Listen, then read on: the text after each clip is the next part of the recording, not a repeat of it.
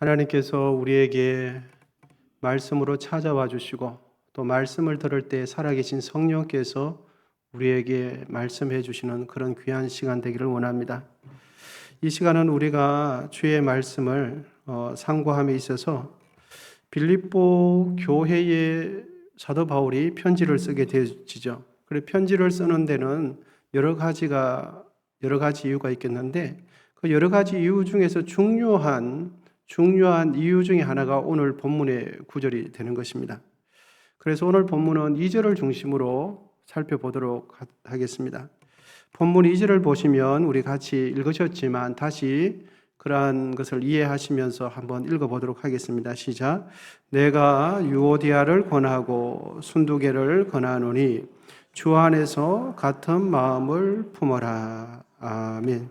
오늘 설교 제목도 같은 마음을 품어라가 설교 제목이 됩니다. 바울이 유오디아 순두계에게 같은 마음을 품어라라고 말하는 걸 보니까 빌립보 교회 안에 유오디아라는 성도와 순두계라는 성도 사이에 어떤 문제가 있었던 것으로 보여집니다. 또한 그 둘 사이에 서로 관계가 편치 않고 갈등이 있었다는 것을 어렵지 않게 짐작해낼 수가 있죠.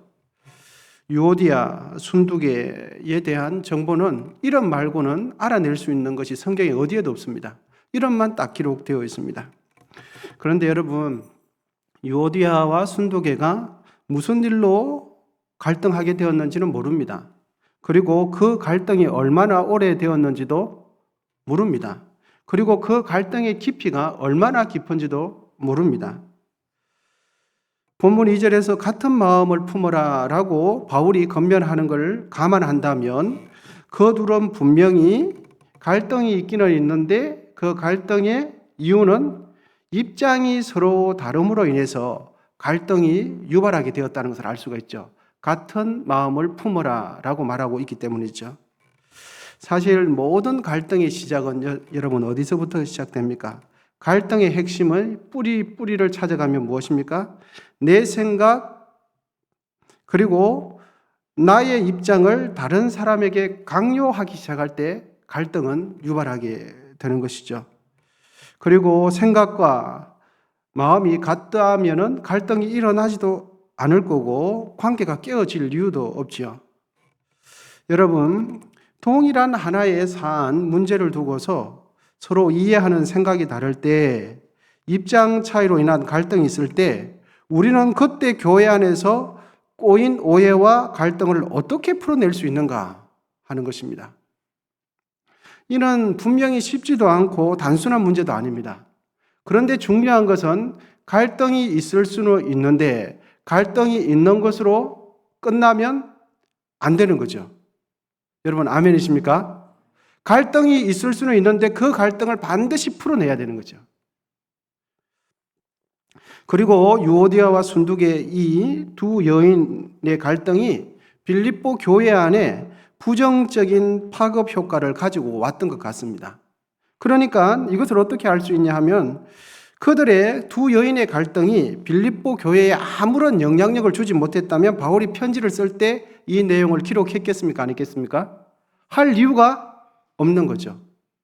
그런데 바울이 굳이 편지를 쓰면서 유오디아와 순두계에게 갈등을 주 안에서 같은 마음을 품으라 라고 말하는 걸 보니까 빌립보 교회 안에 이것이 생각보다는 문제가 되었던 것 같습니다. 여러분, 빌립보 교회가 어떤 교회입니까? 바울의 2차 전도 여행 기간에 세워진 교회로서 바울의 선교 사역에 재정적인 후원을 물신양면으로 했던 교회가 빌립보 교회였습니다. 그런데 바울의 선교 여행에 있어서 재정적인 지원을 했을 뿐만 아니라 바울이 빌립보 성도들의 신앙을 칭찬했던 교회가 빌립보 교회였습니다. 바울이 볼 때 그렇게 영적으로 충만한 바울이 볼 때 영적으로 칭찬해 줄 만한 이유가 있었던 여러 가지 장점이 있는 교회가 빌립보 교회였습니다. 그런 좋은 빌립보 교회가 그런 은혜로운 빌립보 교회가 어떻게 이런 갈등이 생겨났으며 어떤 문제인지는 알 수 없지만 유오디아와 순두계 사이에 깊은 갈등으로 인해서 빌립보 교회 전체에 좋지 않는 부정적인 파급 효과를 미치게 되었다는 것을 알 수가 있죠. 여러분, 일반적으로 보아서 교회의 리더급이 되는 두 분이 갈등을 하게 되어진다고 본다면, 일반적으로 봤을 때 다른 성도님들은 전혀 갈등이 없었겠습니까? 교회의 리더격이 되는 두 분의 여성이 갈등을 해요. 교회의 리더격인 두 분이. 그러면 다른 성도들은 당연히 갈등이 있었겠습니까? 없었겠습니까? 당연히 갈등이 있죠. 교회의 리더가 편치 않는데 교회의 리더격인 두 분이 갈등이 있으면 그분들과 친한 사이에서 당연히 갈등이 유발되어 있는 거죠. 그 소식을 감옥에 있는 바울이 듣게 된 거예요. 감옥살이하는 바울이 빌립보 교회의 유오디아 순도교회가 갈등이 있으므로 빌립보 교회에 부정적인 영향을 미치게 됐다는 것. 이거는 가벼운 이야기가 결코 아니라는 거죠. 여러분, 성도는 제약된 이 세상에서 하나님의 부르심을 받고 죄용서함 받고 교회의 구성원이 됩니다. 그런데 죄용서함 받기는 했지만 죄용서함 받음과 동시에 우리의 인격과 성품이 하루아침에 변화되어서 온전한 사람, 완벽한 사람이 됩니까? 안 됩니까? 안 됩니다. 죄용서함은 하루아침에 예수님 믿는 그 순간에 죄용서함 받습니다. 그런데 우리의 성품과 우리의 인격은 죄용서함 받는 것하고는 별개입니다. 아멘이십니까? 그러니까 죄용서함은 받는데 갈등이 해결이 안 되는 거예요. 그런 면에 있어서 교회에 출석하는 사람들의 인격은, 저의 인격은 완전하지 못하고 저의 인격은 여전히 흠이 많고 저의 인격은 여전히 모가 난 부분이 얼마든지 존재할 수 있고 그러한 상태가 있다 할지라도 그것은 정상적인 현상입니다. 죄용서함은 예수님 피로 그날 믿는 순간에 죄용서함 받는데 우리의 성품은 예수님 믿었다고 해가지고 예수님처럼 하루아침에 되는 것이 아니기 때문이죠. 여러분 잊지 마시기를 바랍니다. 교회 다니는 우리는 인격이 완전한 사람이 아닙니다. 아멘이십니까? 우리는 인격이 완전한 사람이 아니라 예수님의 은혜가 아니면 살아갈 수 없는 흠 많은 사람이 우리입니다. 하나님의 은혜가 아니면 이 교회에 올 수 없어요. 그런데 죄 많은 우리가 어떻게 이 교회에 오게 되었습니까? 하나님의 부르심 때문에 죄 용서함 받고 교회의 구성원이 될 수 있는 거죠. 교회의 구성원이 되었다고 해서 나의 인격이 온전하게 되고 내가 완벽한 성품의 사람이 되는 아닙니다. 그것은 별개의 문제입니다. 이 땅에, 이 세상에는 수많은 교회가 있습니다. 그 중에 수만 개의 교회 중에 흠이 없는 교회, 완벽한 교회, 온전히 거룩한 교회는 이 땅에 단 하나의 교회도 없습니다. 큰 교회는 큰 교회대로 문제가 있고 작은 교회는 작은 교회대로 문제가 있고 도시 교회는 도시 교회대로 어려움을 겪고 시골 교회는 시골 교회대로 아픔이 있습니다. 왜 그렇습니까? 분명히 하나님께서 다스리시는 이 교회인데 왜 아픔이 있습니까? 우리는 예수 믿고 죄 용서함 받았지만 우리 인격이 예수님 믿음 동시에 완전히 변화된 것은 아니기 때문입니다. 그럼에도 불구하고 우리가 교회의 구성원이 될 수 있는 것은 하나님의 은혜 때문이죠. 이 땅에 있는 교회는, 이 세상에 있는 교회는 천국의 모형이기는 하지만 교회가 결코 천국은 아닙니다. 따라서 지상교회는 예수님께서 다시 재림해 오실 때까지 크고 작은 문제를 안고 있는 공동체가 교회 공동체입니다. 왜냐하면 교회의 구성원이 예수님을 믿음으로 죄 용서함 받기는 했지만 그의 성품과 인격은 아직도 예수님을 믿으면서 더 변화되어야 하기 때문이죠. 여러분들께서도 많이 보셨을 텐데 일반 도로에서 찾기를 보수하거나 땅을 파는 도로공사가 할 때가 있죠. 그때 도로 작업을 하는 현장 작업자들이 가장 먼저 하는 것은 차량이나 보행자들이 조심스럽게 다닐 수 있도록 지금 이 공사 현장이 있는 것을 차량과 보행자들이 알 수 있도록 공사 현장 저기 앞쪽에 뭐라고 붙여놓습니까? 예, 맞습니다. 공사 중이라는 팻말을 붙이게 되죠. 그래서 그걸 붙이는 이유는 도로 상황을 미리 알려줌으로 인해서 불필요한 사고를 방지하기 위해서 저기 가면 공사 중이니까 조심하세요. 천천히 가세요. 위험합니다. 라고 알려주는 거죠. 그 공사 현장 앞에 표지판을 붙여 놓음으로 인해서 불필요한 사고가 안 나는 것입니다. 그런데 공사는 한참 합니다. 구멍은 큰 구멍을 파놨는데 그것을 알려주지 않아요. 그래서 아무런 공사를 안 하는 것처럼 표시를 안 해놓으면 어떻게 되겠습니까, 여러분? 대형 사고가 나는 거죠. 이것처럼 우리는 예수님을 믿어 죄 용서함 받았지만 우리의 인격과 성품은 여전히 불완전하기에 예수님 안에서 죄 용서함 받기는 했지만 우리의 인격과 성품은 지금 현재 뭐 하는 중입니까? 공사하는 중입니다. 공사 중인 우리의 인격을 가진 우리는 어떻게 하면 불필요한 갈등을 적게 하고 갈등이 일어났을 때 어떻게 하면 그 문제를 해결할 수 있을까 하는 것입니다. 여러분, 우리의 인격과 성품은 지금도 현재도 작업 중입니다. 아멘입니까? 우리의 인격은 지금도 현재도 공사 중이에요. 완벽하지 않죠. 나의 인격과 성품이 현재도 공사 중이라는 것을 자신 스스로가 인정하는 겁니다. 아, 내 인격과 성품은 온전하지 않아. 부족한 점이 많아. 첫 번째로 자기 인식을 하는 거고 두 번째로는 어떻게 합니까? 타인과의 관계성 안에서 자신의 부족함이 있을 때, 발견되었을 때 수용할 마음을 가지는 것입니다. 교회의 구성원인 우리는 여전히 부족합니다. 그럼에도 불구하고 분명한 것도 한 가지가 있는데 그것은 교회는 세상 속에 있지만 세상과 엄연히 구별되는 것이 교회이기도 합니다. 교회는 세상 밖에 있지 않습니다. 세상 안에 있습니다. 문제 많은 곳에 있습니다.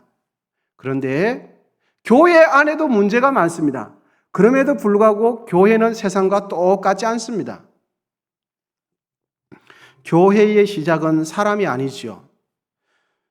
하나님께로부터 교회는 시작되었고 하나님으로부터 부름받은 사람만이 교회의 참 구성원이 될 수 있다는 점을 여러분 꼭 기억하시기를 기원드립니다. 마태복음 16장 18절에 보면 예수님께서 이렇게 말씀하셨어요. 또 내가 내게 이르노니 너는 베드로라. 내가 이 반석 위에 내 교회를 세우리니 엄부의 권세가 이기지 못하리라. 교회를 세우는데, 이 땅에 교회를 세우는데 엄부의 권세, 사탄의 권세가 하나님의 교회를 이기지 못한다 라고 말씀하고 있습니다. 여러분, 그러면 엄부의 권세가 이기지 못한다는 이 교회는 완전한 교회일까요? 아니면 불완전한 교회이겠습니까? 맞습니다. 완전한 교회가 아닙니다. 이 세상에는 완전한 교회가 없기 때문에. 그런데 불완전한 교회임에도 불구하고 엄부의 권세가 이기지 못한다고 말씀해 주고 있습니다. 비록 흠이 많은 교회라고 할지라도 엄부의 권세가 교회를 이기지 못하는 것입니다. 왜입니까? 교회의 구성원들의 인격이 불완전하고 여전히 흠이 있음에도 불구하고 왜 사탄이 이 교회를 이기지 못합니까? 왜입니까? 교회의 건강, 교회의 주인은 우리의 인격, 공사 중인 성품인 내가 주인이 아니라 누가 주인이십니까? 완벽하신 하나님께서 주인이시기 때문입니다. 그래서 사탄은 우리는 부족하지만 이 교회를 이겨낼 수가 없는 겁니다. 누가 붙잡고 계십니까? 완벽하신 하나님께서 교회를 붙잡고 계신 거죠. 조금 더 말씀드리면 사실 교회는 교회의 구성원인 나의 행동과 아무런 상관없이 교회는 거룩한 곳입니다. 왜냐하면 교회 안에는 온전히 거룩하신 하나님이 계시기 때문입니다. 내가 거룩해서, 내가 온전해서, 내가 선을 행하기 때문에 교회가 거룩하게 되는 것이 아니라 나는 흠이 많고 부족해도 이 교회는 거룩합니다. 왜? 거룩하신 하나님께서 주인으로 계시기 때문이에요. 그러므로 우리를 교회가 되게 하시고 또한 우리를 교회로 불러주신 하나님께 감사해야 되는 거죠. 우리에게 맡겨주신 이 교회를 소중하게 여기고 더욱 사랑해야 되는 것입니다. 바울은 빌립보 교회 안에 갈등하는 두 여성 유오디아와 순도계에게 다시 권면하죠. 주 안에서 어떤 마음을 품으라고요? 같은 마음을 품으랍니다. 여러분, 이 땅의 교회 구성원들을 본다면 교회는 불완전한 곳이기에 함께 생활하고 함께 사역하고 함께 지내다 보면 본의 아니게 우리 모두는 불완전하기 때문에 본의 아니게 얼마든지 갈등할 수 있습니다. 갈등하는 것은 이상한 것도 아니고 병든 것도 아니에요. 갈등하는 것은 우리 자체가 불완전하기 때문에 당연히 갈등할 수 있는 것이죠. 그런데 중요한 것은 갈등이 있을 때 그 갈등을 어떻게 풀어내고 어떻게 화목을 유지해 내는가가 중요한 것입니다. 교회에서 갈등이 있다고 해서 그것은 이상한 것도 아니고 틀린 것도 아닙니다. 예수 그리스도 안에서 그 갈등을 풀어내는 것이 중요한 것이죠. 여러분, 보통 이렇게 말하죠. 부부는 뭐라고 말합니까? 일심동체라고 말합니다. 그런데 살아보셔서 아시겠지만 현실은 어떻습니까? 살아보셔서 아시겠지만 부부는 어떻습니까? 일심? 예, 동체가 아니라 이체. 예, 일심 이체도 아니고 때로는 이심 이체일 때가 참 많습니다. 부부가 일심 동체가 되어야죠. 그런데 살아보면 일심동체가 아니라는 것을 확연하게 느낄 때가 수도 없이 많죠. 일심동체가 되어야 할 부부인데 때로는 가장 마음이 안 맞는 사람이 누굽니까? 예. 가장 사랑해야 될 사람인데 가장 많이 다투는 사람이 누굽니까? 저만 그런 것 같습니다. 우리 성도님들께서는 항상 성령 충만하시고 은혜 충만하셔서 늘 사랑이 충만하신 것 같습니다. 여러분, 살아보면 일심동체라고 하는데 가장 마음이 맞지 않고 가장 예민하고 가장 마음이 안 맞을 때가 부부입니다. 그런데 여러분, 정상적인 부부는 사소한 일로 다투는 부부가 정상적인 부부입니다. 아멘이십니까? 예. 여러분, 곰곰이 살아보시면 그렇지 않습니까? 부부기 때문에 A를 안 갖추는 거예요. 부부기 때문에 서로 절대적으로 믿으니까 사소한 것에 마음을 푹 놓고 있다가 사소한 것에 다투게 되는 것이죠. 그것은 지극히 정상적인 부부가 아니겠습니까? 사소한 것 때문에 다투기도 하고 또 같이 울기도 하고 큰 어려움이 있을 때 두 손을 맞잡고 무릎 꿇어서 하나님 앞에 하나님 이 문제 해결해 달라고 같이 울면서 살아가는 것이 부부 아니겠습니까? 여러분, 부부는 사소한 일로 다투고 싸우면서 더 깊은 부부의 정을 나누게 되는 것이 그렇게 살아가는 삶이 정상적인 부부지요. 그런데 여러분, 다툰다고 해서 싸웠다고 해서 부부가 아닙니까? 아니죠. 싸워도 부부죠. 싸워도 부부죠. 작년에 싸웠다고 부부가 안 됩니까? 아니요. 작년에 싸웠어도 부부예요. 부부는 싸웠냐 안 싸웠냐 이걸 결정하는 것이 아니고 서로에게 약속을 지키냐 안 지키냐 여기서 결정이 나는 거예요. 여러분, 말씀을 오해하시면 안 됩니다. 부부끼리 싸워야 부부구나 이렇게 오해하시는 게 아니고 살다 보면 싸울 수 있다는 거예요. 그럼에도 불구하고 싸웠다고 부부가 아닌 것이 아니라 오히려 부부기 때문에 싸우는 것이죠. 여러분, 교회 구성원들 사이에 갈등이 얼마든지 있을 수 있는 것입니다. 왜냐하면 같은 교회 다니니까, 같은 성도니까 갈등이 있을 수밖에 없지요. 그리고 나도 온전하지 않고 나와 함께 의견이 다른 그분도 온전하지 않기 때문에. 그러니까 교회 안에서 갈등은 얼마든지 있을 수 있는 것이고 정상적인 교회입니다. 그런데 진짜 교회 생활 안 하는 사람, 안 하시는 분은 예배만 딱 드리고 가시면 1년 365일 예배만 딱 드리고 축도 끝나자마자 쏜살같이 가시는 분은 교회 안에서 맞습니다. 갈등하지 않습니다. 왜? 주의 몸된 교회를 온 마음을 다해서 섬기지 않기 때문입니다. 온 마음을 다해서 내 시간을 들어서 주의 몸된 교회를 섬기지 않기 때문이죠. 여러분, 그래서 교회에 갈등이 있을 때 이제는 생각을 바꾸셔서 같이 사랑하니까 갈등이 있을 수 있다. 이렇게 생각하시기를 기원드립니다. 그리고 서로 열심히 하다 보니까 갈등이 있는 거예요. 오늘 본문에 있는 유오디아 순두계도 똑같습니다. 왜 그분들이 교회의 리더가 됐습니까? 정말 교회가 어려울 때부터 열심히 섬겼기 때문이죠. 그런데 열심히 섬기다가 진짜 하나님 앞에 잘하고 싶은 생각 때문에 생각이 다를 수 있어서 갈등할 수 있는 거죠.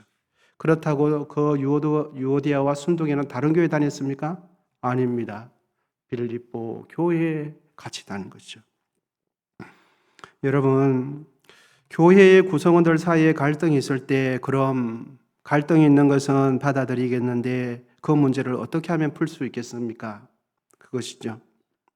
다시 한번 우리가 생각할 때 갈등의 근원, 뿌리는 파고 들어가면 항상 자기 생각을 표준으로 삼을 때, 내 생각을 가지고 다른 사람을 나에게 맞추려고 할 때 갈등은 반드시 발생하게 되어 있습니다. 내 자신, 내 생각, 나의 인생관을 표준으로 딱 정해놓으면 갈등이 유발하게 되는 것이죠.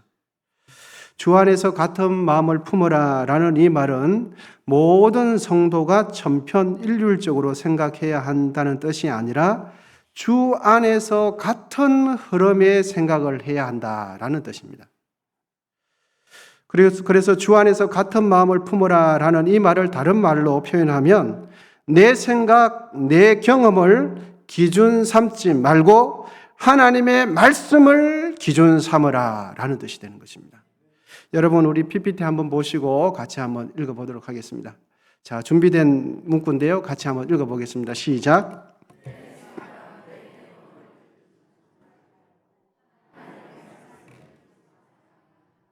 아멘. 여러분, 교회 섬길 때는 항상 이것이 중요하겠습니다. 저분도 교회를 사랑하세요. 그리고 나도 교회를 사랑합니다. 그리고 저분도 교회를 사랑하세요. 그런데 경험치가 다 다른 겁니다. 그리고 보는 안목이 다른 겁니다. 그런데 다 주님을 사랑하는데 갈등이 일어날 때 있죠. 그때 갈등이 심화되지 않는, 갈등이 골이 깊어지지 않는 이유는 다 주님을 사랑하기 때문에 내 기준을 표준으로 삼지 않으면 되는 거예요. 그러면 내가 가진 경험과 상대방이 가진 경험을 서로 잘 협력해서 하다 보면 더 좋은 생각이 나는 것이죠. 여러분, 다시 한번 우리 문구를 한번 읽어보겠습니다. 이거는 제가 설교하다가 같이 나누고 싶어서 제가 만든 문구입니다. 우리 같이 한번 해보겠습니다. 시작.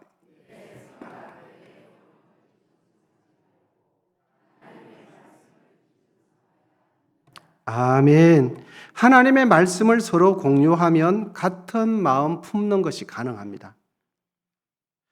그럼 성도들이 하나님의 말씀을 서로 공유하고 같은 생각을 갖기 위해서는 교회는 어떻게 해야 할까 하는 것입니다. 교회는 적극적으로 하나님의 말씀을 가르치고 공유해야 합니다. 교회는 하나님의 말씀을 하나님의 말씀답게 가르쳐야 합니다. 그것이 교회가 해야 할 일이에요. 교회는 기록된 성경의 말씀의 핵심적인 의미를 성도들에게 가르쳐서 그 말씀의 기초에서 성도님들께서 합당한 생각을 하시고 합당한 생각의 기초에서 합당한 선택과 합당한 판단을 할 수 있도록 해야 합니다. 교회에서는 생활에 유익한 정보, 좋은 물건을 싸게 파는 등 생활에 도움이 되는 정보를 공유하는 것도 필요하지만 교회에서 진짜 공유되어야 할 것은, 항상 공유되어야 할 것은 하나님의 말씀입니다. 하나님의 말씀이 공유되면 그 말씀이 기준이 되기 때문에 같은 마음 품어지는 것이 가능합니다. 그리고 똑같이 획일화되지 않지만 어떤 방면에 있어서 대체적으로 큰 흐름에서는 다 같은 생각이 되어져요. 왜? 하나님 말씀이 기준이 되기 때문입니다. 복음이 무엇인지, 복음 안에서 우리는 어떻게 살아야 하는지, 어떤 상황 속에서 고민이 될 때 나는 왜 그것을 선택해야 하며 선택하는 이유가 무엇인지, 하나님의 말씀에 근거한 살아있는 신앙 이야기가 교회에서 전달되어야 됩니다. 그냥 책에서 본 이야기, 생명력 없는 이야기가 아니라 하나님 말씀으로 살아내서 살아있는 그 생명력 있는 이야기들이 서로가 공유되어지고 하나 되어야 합니다. 그렇게 서로 공유될 때 주 안에서 같은 생각, 같은 마음을 품을 수 있게 되는 것입니다. 교회에서 하나님의 말씀이 사라지면 모두가 각자의 소견에 옳은 대로 행하게 되므로 교회는 한 마음 품을 수 없게 됩니다.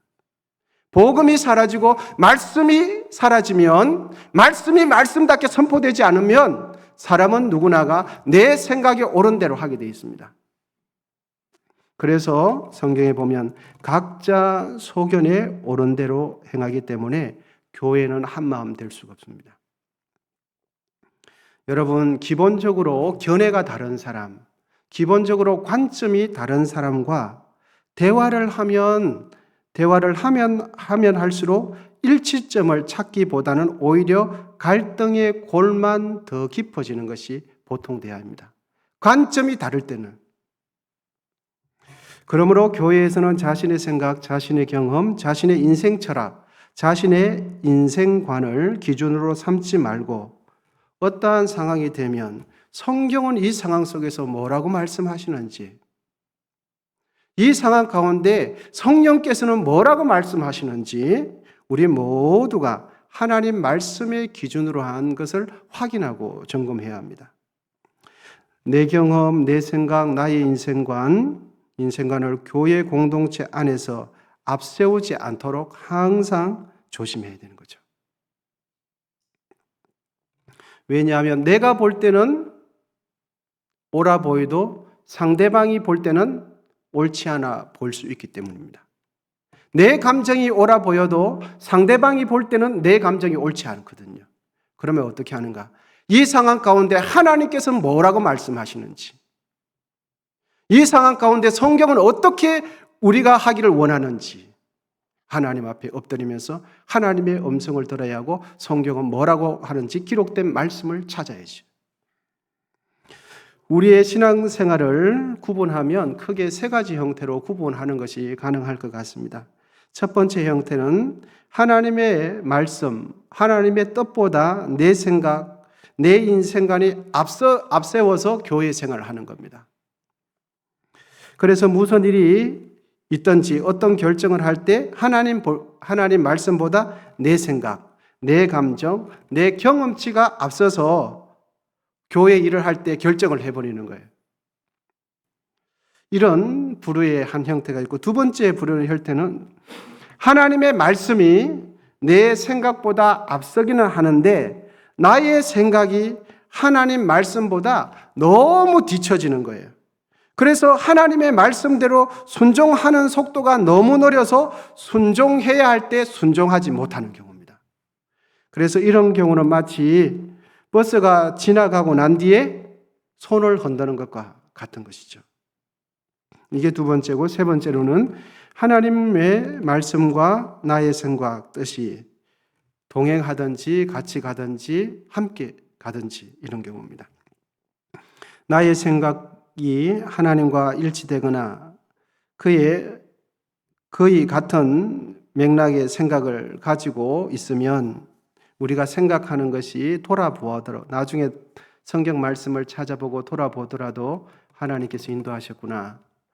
내 생각이 틀리지 않았구나 라는 것을 알게 되어지는 것입니다. 여러분, 이런 세 가지 경우가 있는데 우리 여러분들께서는 어떤 형태의 신앙생활을 하시는 것 같습니까? 하나님의 일을 할 때 내 생각이 한참 앞서가는 것 같습니까? 아니면 하나님의 말씀이 앞서가기는 앞서가는데 내가 너무 따라가지 못하는 거예요. 그래서 순종해야 할 때를 다 놓쳐버리는 거죠. 여러분, 어떤 형태의 신앙 형태를 유지하고 계신 것 같습니까? 여러분, 우리 모두는 하나님의 말씀과 함께 가야 할 줄 믿습니다. 교회의 모든 구성원이 주 안에서 같은 마음을 품을 수 있는 비결은 하나님의 말씀을 서로 공유할 때, 그리고 개개인이 하나님의 말씀을 따라 생각하고 하나님 말씀 앞에서 선택하고 결정하면 교회는 한 마음 품는 것이 가능합니다. 수백 명이 되었든지 수천 명이 되었든지 수만 명이 되었든지 한 마음 품는 것이 가능합니다. 왜입니까? 기준이 같기 때문입니다. 성경이라는 하나님의 말씀이라는 그 기준을 가지고 각자가 하나님 앞에서 자신의 삶 속에서 서기 때문에 결론은 다 한 마음이 되는 것이죠. 여러분, 교회는 획이라 될 필요도 없고 획이라 되지 말아야 합니다. 그러나 교회는 하나님의 말씀에 근거하여 하나된 생각을 가져야 할 줄 믿습니다. 교회는 그렇게 되어야 합니다. 이제 하나의 예화를 전해드리고 말씀을 마칠까 합니다. 그리스 신화를 보면 프로크루스테스의 침대라는 신화가 있습니다. 아마 아시는 분들도 계실 텐데 아테네 교외의 언덕에 살면서 길을 지나가는 사람들을 상대로 강도질도 하고 유혹을 해서 자신의 집으로 데리고 옵니다. 그 사람의 집에는 철로 만든 침대가 하나 있습니다. 그래서 프로크루스테스는 행인을 잡아서 자신의 침대 위에 누입니다. 그래서 행인의 키가 침대보다 크면 침대에 그 사람을 맞추기 위해서 다리가 길기 때문에 다리를 잘라버립니다. 그래서 그 사람의 침대에다가 그 사람의 키를 맞추는 거예요. 만일 행인을 잡아왔는데 침대에 눕혀보니까 침대보다 작아요. 그러면 침대의 길이에 맞추기 위해서 이번에는 다리를 억지로 늘립니다. 그래서 침대에 딱 맞춥니다. 키가 크면 침대에 맞추기 위해서 목과 다리를 잘라내고 침대보다 길이가 작으면 억지로 다리를 잡아 당겨서 늘려뜨립니다. 그래서 프로크루스테스에 잡혀온 사람은 모두 죽게 되는 것이죠. 여러분, 이 이야기는 무슨 이야기입니까? 모든 것을 내 기준으로 삼고 내 기준에 안 맞으면 다른 사람의 다리도 잘라내고 다른 사람의 생각도 잘라내고 다른 사람 내 기준에 부족하면 우리의 잘못된 내 중심적인 사고, 나를 기준으로 삼는 이 사고의 잘못된 것을 이 신화가 명확하게 이야기해 주고 있죠. 여러분, 교회의 모든 갈등의 원인, 뿌리가 있다면 무엇이겠습니까?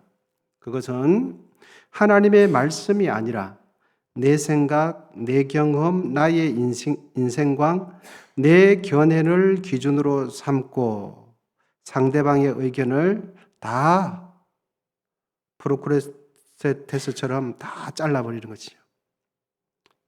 목도 자르고요, 팔도 자르고요, 다리도 다 잘라내는 것입니다. 여러분, 우리는 교회를 섬길 때에 내 경험, 내 인생관이라는 기준에서 하나님의 말씀의 기준으로 이 기준점이 옮겨져야 될 줄 믿습니다. 교회 공동체에서 기준점은 내 입장, 내 관점, 나의 인생관, 나의 철학, 나의 가치관이 기준이 아닙니다. 무엇이 기준입니까? 하나님의 말씀입니다. 이 상황 속에서 하나님은 어떻게 하기를 원하시는가? 하나님의 말씀을 기준으로 삼으시기를 축복합니다. 그러면 우리는 주 안에서 같은 생각, 같은 마음을 품을 수 있게 되는 것입니다. 여러분, 우리가 예수님의 마음을 품으면 우리는 예수의 사람이 됩니다. 우리의 가슴 속에 세상의 것을 품으면 우리는 세상 사람이 됩니다. 교회는 다니지만 우리의 가슴 속에 열망 속에 세상의 것을 품었지만 교회에 다니는 세상 사람입니다. 그러므로 우리의 가슴에 여러분 무엇을 품어야 하겠습니까? 하나님의 말씀을 품으시기를 바랍니다. 하나님의 말씀을 나의 기준으로 적용하시고 지금까지 살아왔던 내 인생관 그것을 내려놓고 하나님께서 말씀해 주시는 그 말씀을 나의 기준으로 캐논으로 삼으시기를 바랍니다. 그리하여 우리 모두 주 안에서 같은 마음을 품게 되므로 우리 교회가 더욱 온전하여서 하나님 앞에 더욱 큰 영광 올려드리는 그런 귀한 교회로 성장하게 되기를 축복합니다. 기도하겠습니다. 하나님 아버지 감사합니다. 오늘도 사도 바울이 유오디아와 순도계에게 각자의 생각과 인생관과 자기의 지혜를 주장하기 전에 예수 그리스도 안에서 같은 마음을 품으라고 권면한 것을 정말 깊이 있게 생각해 봅니다. 아버지 하나님, 우리의 중심 속에 있는 기준이 내가 아니라 내 인생관, 내 경험, 내 지혜가 아니라 하나님의 말씀이 되게 하옵소서. 예수님의 이름으로 기도하옵나이다. 아멘.